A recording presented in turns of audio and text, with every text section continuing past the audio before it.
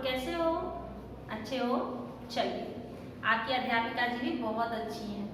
अभी आप लोग क्या करोगे, हिंदी रफ बुक, ठीक है, रफ बुक अगर आपके पास है वो आप लोग निकाल लोगे। क्यों? क्योंकि आज आपकी अध्यापिका जी आप लोगों को व्याकरण पढ़ाने वाली हैं, ठीक ना? आपको व्याकरण पढ़ाने वाली हैं, हिंदी ग्रामर, ठीक है। हिंदी ग्रामर में क्या है कि आप लोगों को ये ग्रामर पढ़ाते हो, आप लोग 4th क्लास में पढ़े होंगे, फिर भी अब मैं जो आप लोग को बता रही हूँ ध्यान से आप लोग पढ़ोगे और लिखोगे भी। अभी क्लास वर्क में इसको नहीं लिखना है, अभी आप लोग रफ बुक में लिखिए, फिर हम लोग क्लास वर्क में बाद में जब मैं बोलूंगी तभी आप लोग लिखोगे, ठीक ना? बहुत अच्छे बच्चे हैं, अच्छे है ना? चलिए, मेरी बात मानोगे? अच्छी बात है, सभी बच्चे अच्छे हैं। चलिए, सबसे पहले हम लोग जान लें कि संज्ञा किसे कहते हैं। आप लोग बहुत बार पढ़े होंगे, किसी व्यक्ति, वस्तु, स्थान या जानवर के नाम को बताने वाले शब्द को संज्ञा कहते हैं। अब आप लोगों को धीरे धीरे संज्ञा के भेद भी जानना है। अभी तक आप लोगों ने केवल पढ़ा था संज्ञा किसे कहते हैं, सर्वनाम किसे कहते हैं, है ना? तो अब आप लोगों को थोड़ा थोड़ा आगे बढ़ना है। संज्ञा है, सर्वनाम है, फिर विशेषण है, पढ़ना है ना? गुड। तो सबसे पहले हम लोग क्या पढ़ लेते हैं? संज्ञा। संज्ञा किसे कहते हैं? अब देखिए, किसी व्यक्ति,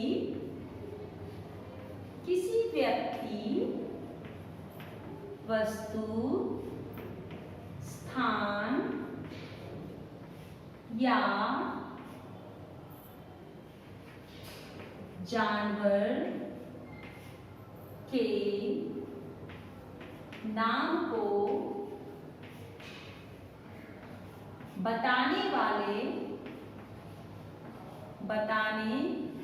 वाले शब्द को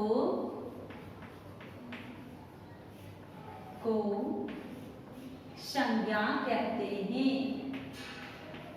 संज्ञा कहते हैं। आप लोगों ने देखा टीचर ने यहाँ क्या लिखा? किसी व्यक्ति, वस्तु, स्थान या जानवर के नाम को बताने वाले शब्द को संज्ञा कहते हैं। जैसे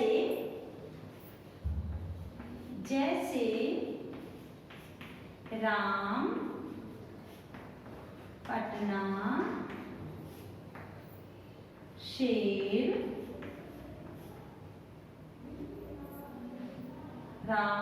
पटना, शेर,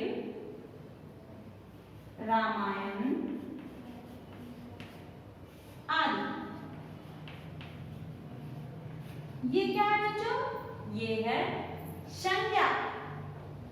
किसी व्यक्ति, वस्तु, स्थान या जानवर के नाम को बताने वाले शब्द को संज्ञा कहते हैं।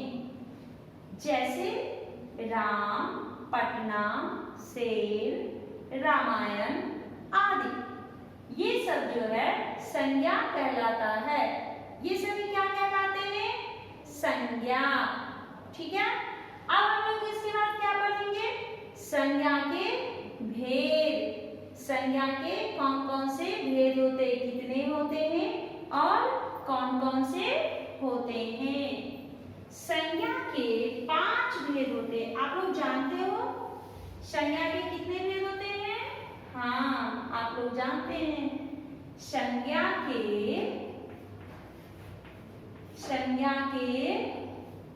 5 भेद होते हैं। 5 भेद होते हैं, ठीक है। संज्ञा के 5 भेद होते हैं। अब पहला क्या है? जातिवाचक। नो, पहले हम लोग लिखेंगे व्यक्तिवाचक संज्ञा। जातिवाचक भी लिख सकते। व्यक्तिवाचक संज्ञा। आप लोग भी ऐसे ही बोलोगे और ऐसे ही लिखोगे, ठीक ना? हाँ, तो व्यक्तिवाचक के बाद आ गया हमारा जातिवाचक। जातिवाचक संज्ञा, ठीक ना? अब हम लोग लिखेंगे व्यक्तिवाचक, जातिवाचक के बाद आता है भाववाचक। भाववाचक या फिर इसे गुणवाचक भी बोलते हैं। गुणवाचक संज्ञा, ठीक है? अब चौथा क्या हो जाएगा हम लोगों का? समूहवाचक संज्ञा। समूहवाचक संज्ञा, ठीक है? इसके बाद क्या हो जाएगा? द्रव्यवाचक संज्ञा। द्रव्यवाचक संज्ञा, ठीक है? पहला क्या था? व्यक्तिवाचक संज्ञा, दूसरा जातिवाचक संज्ञा, तीसरा भाववाचक संज्ञा, चौथा समूहवाचक संज्ञा और पांचवा क्या है? द्रव्यवाचक संज्ञा। अब इसमें हम लोग कैसे जानते हैं? संज्ञा के 5 भेद: व्यक्तिवाचक, जातिवाचक, भाववाचक, समूहवाचक और द्रव्यवाचक। अब हम लोग क्या करेंगे? जातिवाचक संज्ञा किसे कहते हैं, ठीक ना? जातिवाचक संज्ञा किसे कहते हैं उसकी जानकारी हम लोग ले लेते हैं।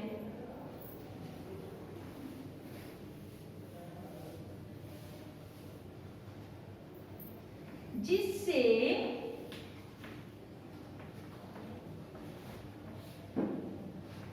किसी खास व्यक्ति,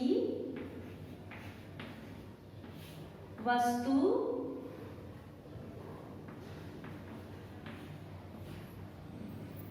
विशेष स्थान या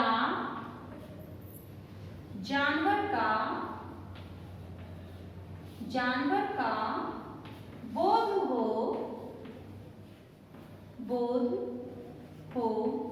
उसे व्यक्तिवाचक संज्ञा कहते हैं। व्यक्तिवाचक संज्ञा कहते हैं।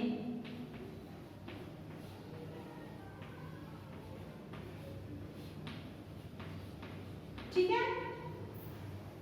जिससे किसी खास व्यक्ति, खास वस्तु, खास स्थान या खास जानवर का बोध हो उसे व्यक्तिवाचक संज्ञा कहते हैं। जैसे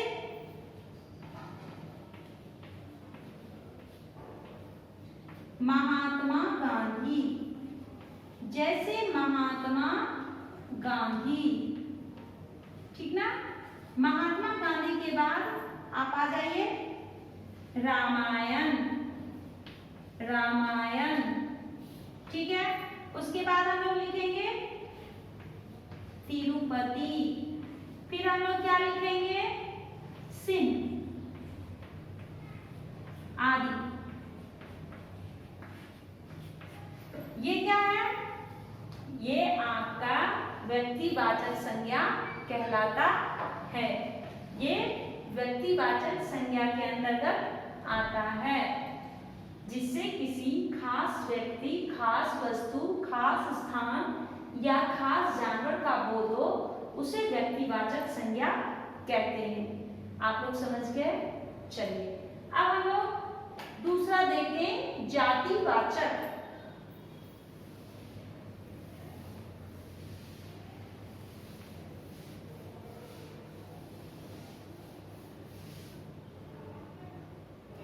दूसरा क्या है? जातिवाचक।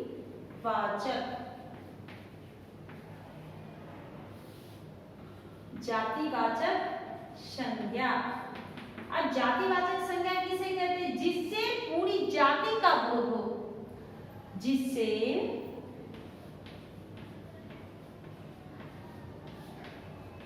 पूरी जाति का बोध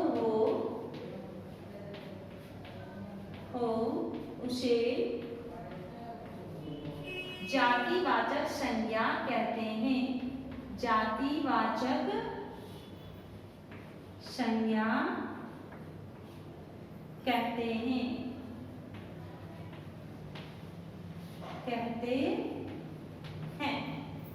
जिससे पूरी जाति का बोध हो उसे जातिवाचक संज्ञा कहते हैं। जैसे लड़का, जानवर,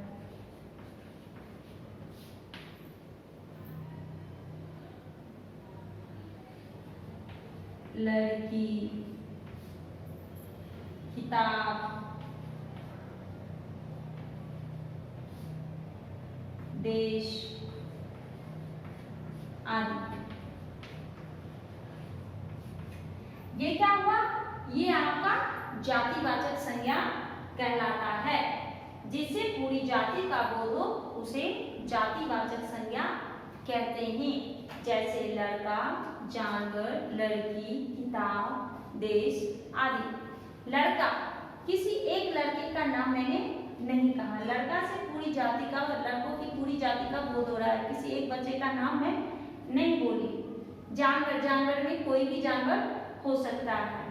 लड़की, कोई भी लड़की हो सकती है। किताब, किताब यानी कोई भी किताब हो, चाहे तुम्हारे लिए मनोरंजन का हो या फिर तुम्हारी पढ़ाई के लिए, दोनों, कुछ भी हो सकता है। देश, कोई एक देश नहीं, सभी देश। तो ये हो गया आपका जातिवाचक संज्ञा। अब हम लोग क्या लिखेंगे? भाववाचक। तीसरा क्या है बच्चों? भाववाचक संज्ञा।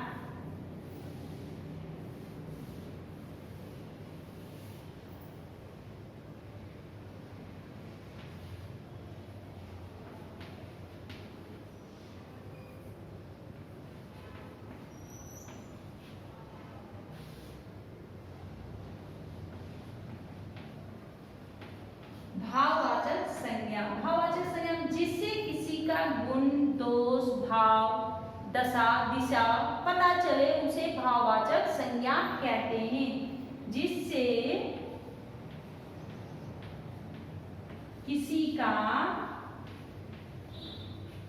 किसी का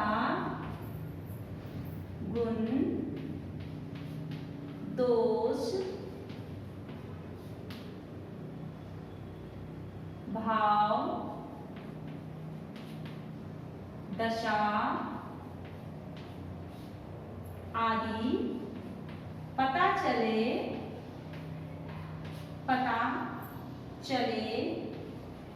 उसे भाववाचक संज्ञा कहते हैं। उसे भाववाचक संज्ञा कहते हैं। ठीक है। अब भाववाचक संज्ञा में क्या होता है? जैसे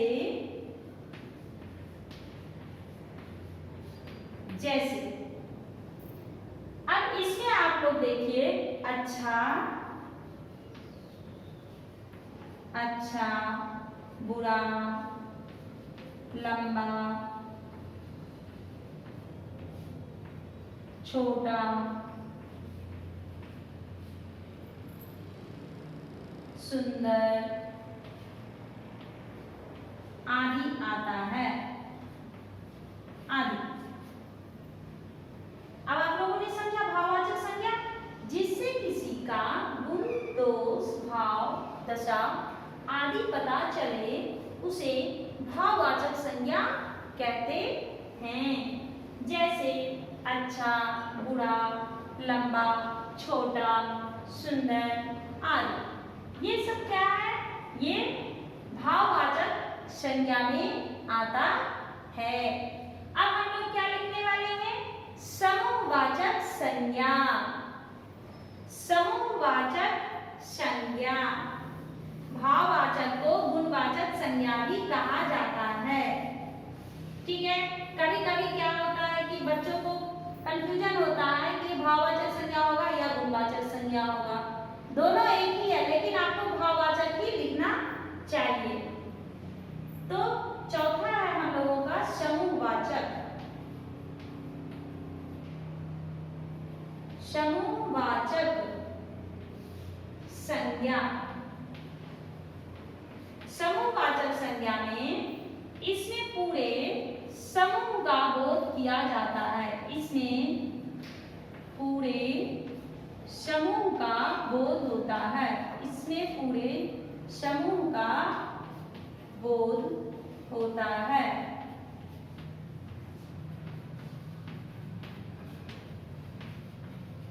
जैसे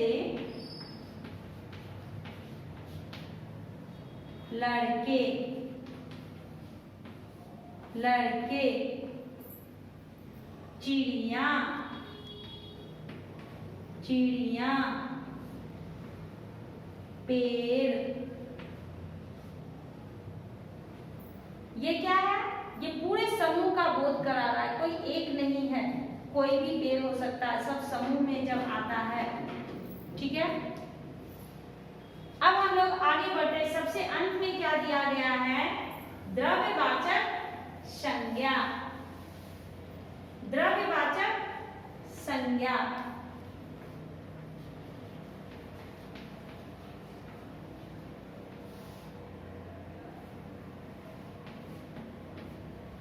द्रव्यवाचक संज्ञा में कहते हैं कि इसमें हम माप या तोल सकते हैं। इसमें हम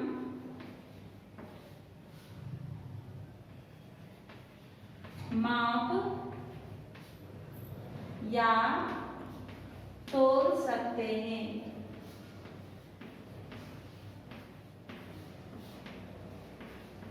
और इसमें धातु भी आता है। इसमें धातु भी आता है। जैसे घी, तेल, चावल, सोना इत्यादि।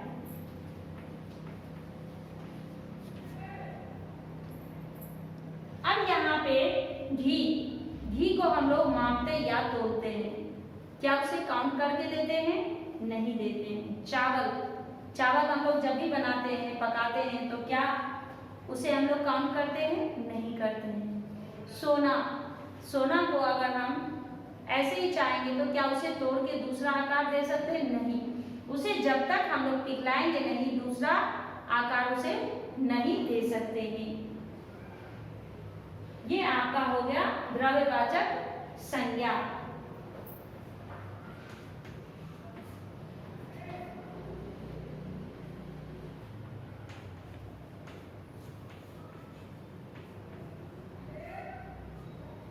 आप लोग संज्ञा, संज्ञा की परिभाषा, संज्ञा के भेद, ये सब रफ बुक में लिख करके रखिएगा।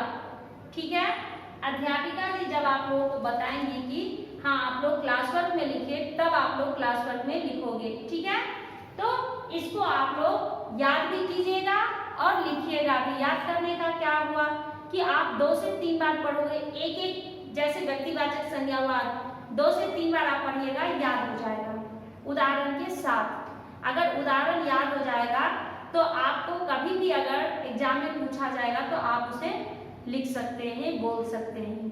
ठीक है बच्चों, अब हम लोग क्या करेंगे? अगली कक्षा में सर्वनाम पढ़ेंगे। संज्ञा हो गया, संज्ञा के बाद क्या आता है? सर्वनाम। सर्वनाम में भेद आप लोगों को पढ़ना जरूरी नहीं है, तो केवल सर्वनाम, क्रिया, विशेषण, वो सब हम लोगों को पढ़ना है। ठीक है, धन्यवाद बच्चों।